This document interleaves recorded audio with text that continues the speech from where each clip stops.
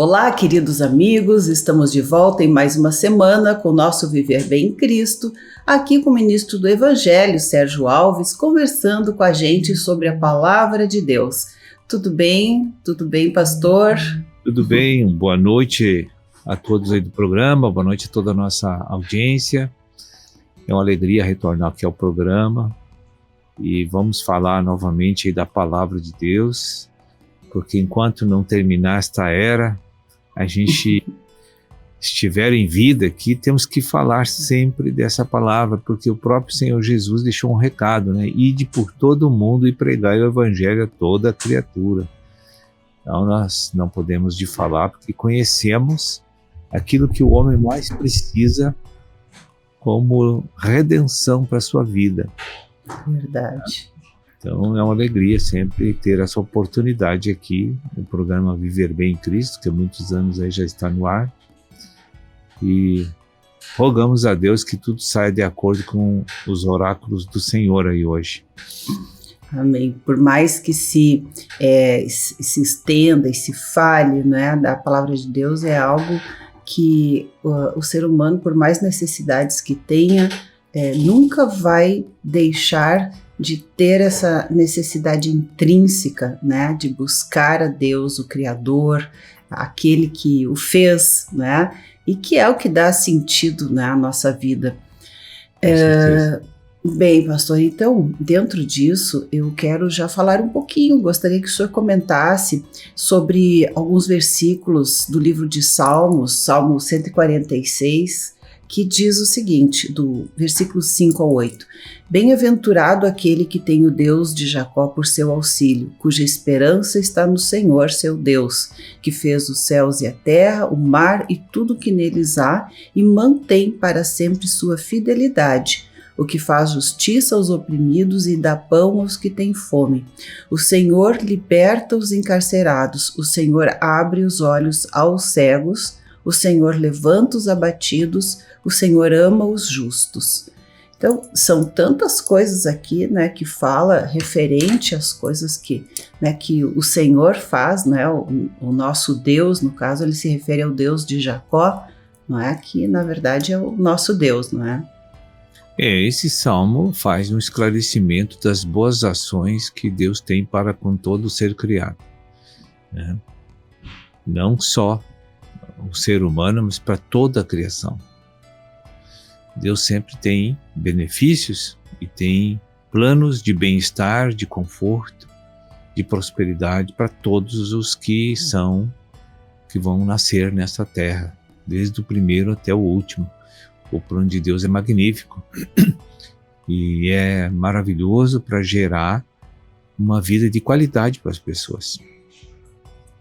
Mas nós temos que entender, como você leu ali no Salmo, que tem cegos, tem abatidos, tem uma série de pessoas sem esperança, pessoas doentes, enfermas, perturbadas.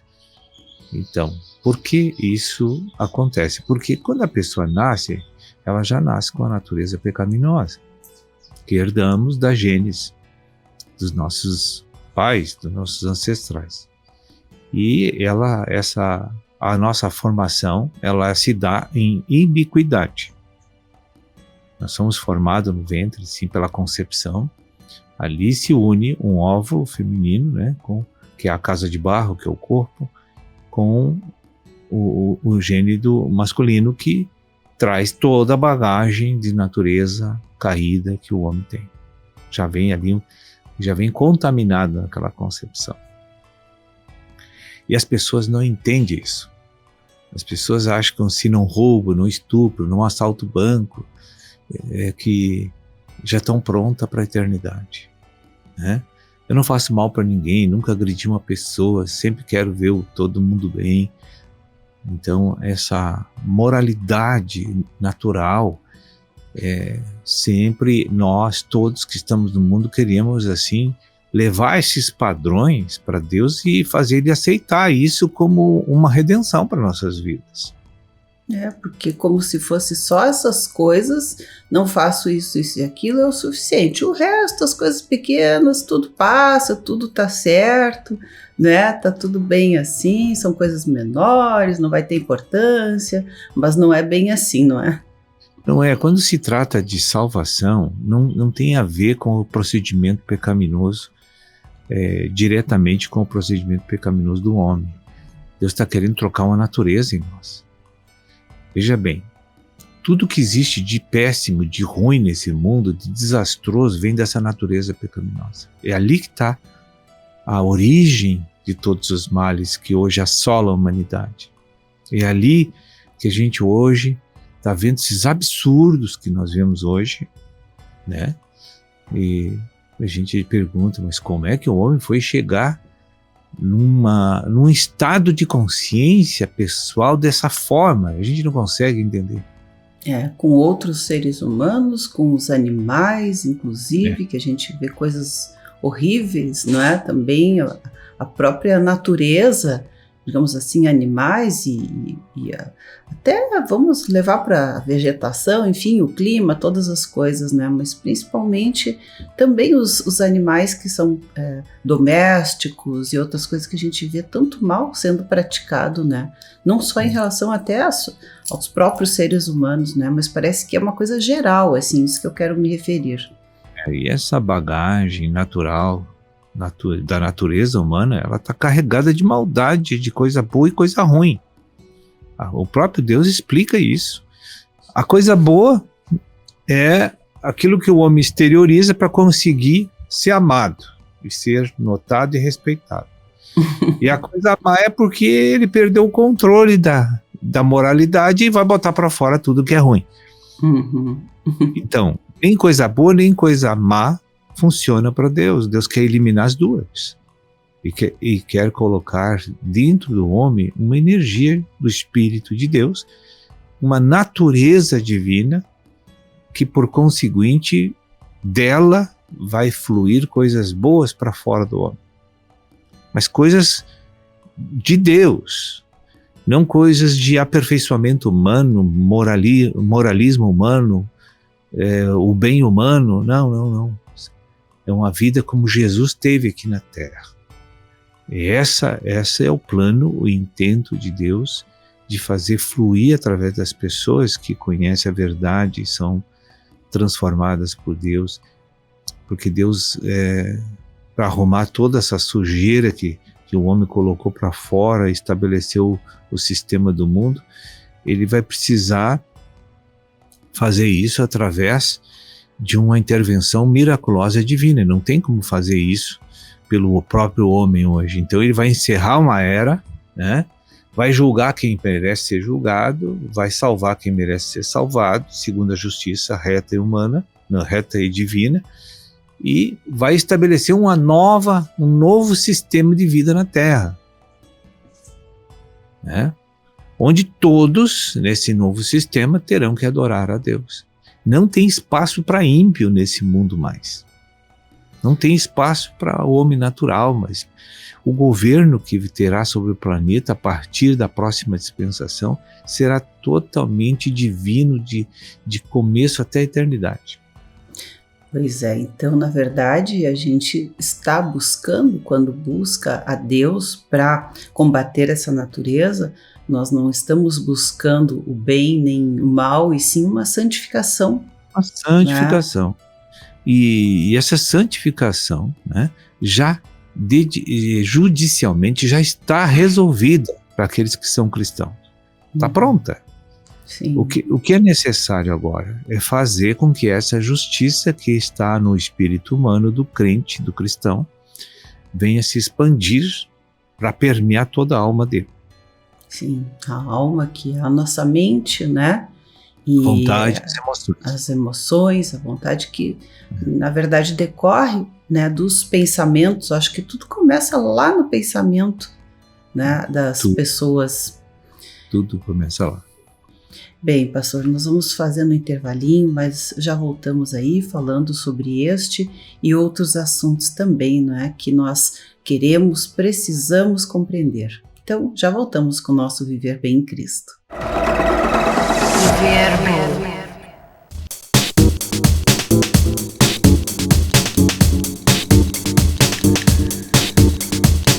Estamos de volta com o nosso Viver Bem em Cristo, conversando com o ministro do Evangelho, Sérgio Alves, que nos fala sobre a questão do bem e do mal, da natureza humana, de o porquê nós precisamos de Deus, desta natureza que hoje carregamos, né, que é uma natureza contaminada, não é mais aquela natureza divina, santa, perfeita, né, como fomos criados. E eu lembrei de uma frase, né, que as pessoas perguntavam, né, tu acha que as pessoas nascem boas e se tornam más, ou o ser humano é inerente mal e se torna bom?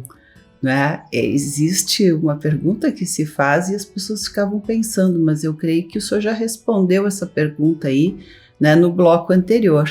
Então, na verdade, já sabemos que nós carregamos essa natureza má dentro de nós, né, ao nascer. E para se tornar bom, não é aquele bom também que, né, sob o conceito humano. Isto é o bom é ter a natureza divina mesclada com a nossa humanidade. É isso que Deus quer fazer. Então, Deus só tem coisa boa para dar para o homem, que caiu e que ficou condenado. E que Ele está salvando agora muitos de geração em geração. Faz 2000 anos que Deus está salvando pessoas, que está transformando pessoas. E até digo que muitas pessoas que nessas gerações passadas que partiram daqui, muitas desceram ao paraíso para dormir no Senhor, já com sua vaga garantida na eternidade. Há grande número de pessoas. Né? Então, essa geração que está vivendo agora entre nós, ela só tem uma saída. Uma só opção se ela quer salvação e redenção. Ela precisa olhar para Cristo Jesus, para Jesus Cristo. Não tem outra. Jesus disse, eu sou o caminho absoluto, a verdade absoluta, e ninguém vai para a eternidade com o Criador, senão por mim. Está escrito isso. E como isso é uma verdade? Eu não preciso que ninguém mais venha me influenciar, acreditar em Deus, ampliar minha raiz de vínculo com Deus, porque eu já experimentei isso, entende? Eu não estou aqui porque eu já li e estou repassando como um fax, ou uma mensagem transmitindo apenas um conhecimento. Né? Não. Eu vi Deus fazer as coisas paulatinamente à medida que os anos se passavam na minha vida, coisa que ninguém da ciência, da tecnologia pudesse mudar. Certamente. Eu vi. Né? Já tive momentos na minha vida que os médicos diziam assim, ó, tu já era. Eu te dou 10 minutos de vida. Mas tô aqui. Crueldade. Não, amigos meus que eram médicos aqui no passado, nem era da igreja ainda. Né? Que amigos, hein? Eles brincando assim, diziam, não, olha, teu caso é feio, eu não vou te enganar. E realmente parti e voltei. Então, eu conheço o Senhor porque eu vi Ele. E sei o que Ele pode fazer. Sei do que eu estou experimentando na minha vida. Então, não há problema no mundo e no homem que o Senhor não tenha uma solução. O que ocorre não é o problema, não é Deus e Cristo e os planos de Deus. O problema é o homem que não quer Deus. Ele quer resolver seus problemas da forma por ele mesmo e pelo que ele prefere procurar para resolver os seus problemas. Então, o que é o mais conveniente, na verdade, né? É o que ele mais quer, o que ele mais gosta, mas se humilhar para Deus, ele não quer. E para a gente receber os benefícios de Deus, você tem que reconhecer esse Salvador, esse Criador. Se você não reconhecer, não recebe nada dele. Entende? Então você falou ali no Salmo, ali no bloco anterior, que tem gente cega, tem gente abatida. O que a gente cega quando Deus fala na Bíblia? O cego fala daquela pessoa que desconhece completamente o plano de salvação de Deus e da pessoa de Deus. Essa pessoa é cega. Cego espiritual, cego que não percebe Deus, não vê Deus. Uma pessoa cega dos olhos pode se converter, ser uma bênção para Deus. Agora, o cego espiritualmente, esse só se Deus faz um milagre e se ele se humilhar, Deus abre os olhos espirituais para que ele veja a eternidade. Quão triste é a vida de uma pessoa que está limitada a 70, 60, 50 anos aqui ou menos, aqui na Terra, e parte daqui sem salvação. Sua alma está condenada eternamente. Pois aí é um momento, a vida do ser humano é um momento tão pontual, um pontinho minúsculo na eternidade, né? E conversando assim, me veio à memória um filme que foi feito durante a construção do Hospital Unimed, inclusive, que deixaram uma câmera durante muitos dias filmando todo o processo de construção do hospital. Então, aquelas imagens passaram assim nesse vídeo muito velozmente, né, uma velocidade muito grande, e aí se via o dia anoitecia, amanhecia, anoitecia, amanhecia numa velocidade incrível. Então, quando tu olha passar tão rápido aquilo, tu vê que naquele período quantas pessoas vieram e foram naquele período de construção, digamos que é o que foi filmado, na verdade, naquelas imagens, né? Quando vê, anoitece, amanhece, e tudo se passa numa velocidade incrível que as pessoas não percebem, e o homem passa, num dia, uma imagem está ali, no segundo seguinte, né, daquele vídeo, aquela pessoa já não está ali, já tem outra, daí depois outra, e aquelas já foram. Então é tudo muito rápido e o ser humano não se dá conta desta celeridade da vida, não é? Aí você falou ali dos abatidos. Qual é a causa do abatimento humano? A falta de Deus. Você pode calcular, multiplicar, dividir, fazer tudo que é análise. Mas quando você vê uma pessoa abatida, você saiba que a causa primária, master, é a falta de Deus. E não tem quem prove ao contrário isso, né? Não tem. Naquele momento, peço para o senhor assim, até explicar para não haver talvez um mal entendido, né? Porque nós, todos que buscamos Deus em determinado momento, estamos abatidos, né? A própria palavra diz, né? Abatidos, mas não derrotados, né? Mas a gente acaba, eu penso assim, naqueles momentos em que muitas vezes me sinto abatida, que há um afastamento de Deus, está faltando mais proximidade com Deus, né? Talvez nesse sentido, né? Eu penso dessa forma. Tem um porém aí, que o homem é tripartido, né? O homem já é vitorioso e eterno, no espírito e na alma, quando ele é cristão. Então, quando ele está abatido, aquilo não é verdade, ele não está abatido. Ele não está tirando proveito e desfrutando do que ele já tem. É diferente. São duas coisas diferentes, então.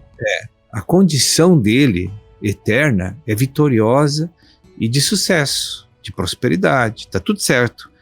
Agora, circunstancialmente, ele se encontra abatido, mas aquele abatimento, na verdade, é porque ele não aderiu para receber as coisas que já tem. Eu tenho, veja bem, você pode também ganhar... Também não está enxergando, né? Enxerga. De certa forma, naquele... Então, na verdade, esse abatimento não existe mais, né? É a ausência da realidade divina que está faltando para ele, que ele já possui. É a mesma coisa com o usufruto de uma herança, né? Sim. Você recebe a herança, é tua legalmente, você é dono, mas você não botou a mão, não pode vender, nem emprestar, você não pode fazer nada. Sim. Por quê? Porque não chegou o tempo do desfrute. Sim. Né? Agora, semelhantemente, espiritualmente, a nossa situação é semelhante, não é igual. Mas, por exemplo, eu já sei que quando eu tenho problema, eu tenho que me alegrar em Deus. E outra vez digo, a Bíblia diz: alegrai-vos no Senhor sempre. Então eu não posso me alegrar porque eu perdi dinheiro, porque eu estou com enfermidade, ou porque... Não, eu tenho que crer na promessa de Deus. Eu posso Isso significaria o alegrai-vos no Senhor. Então, a minha realidade é de vitorioso. O meu problema é circunstancial de abatimento. Então eu vou perguntar: qual é a realidade? Minha realidade é a minha prosperidade, que já está determinada. Agora, então, fato não é realidade. Sim. Realidade é que eu sou já uma pessoa bem-aventurada. Agora, o fato é que eu estou abatido. Por quê? Porque eu não estou desfrutando daquilo que já tenho direito e que já está à minha disposição.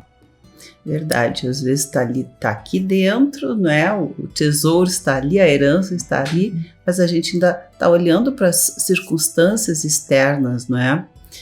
Bem, pastor, às vezes parece um pouco difícil, mas na verdade é simples, não é? De compreender, e a gente vai trocando então, né? Esses pensamentos, essas ideias, e aprendendo um pouco para ver se isso começa a ser introjetado dentro da nossa mente, essa palavra, né? Para ver essa verdadeira transformação.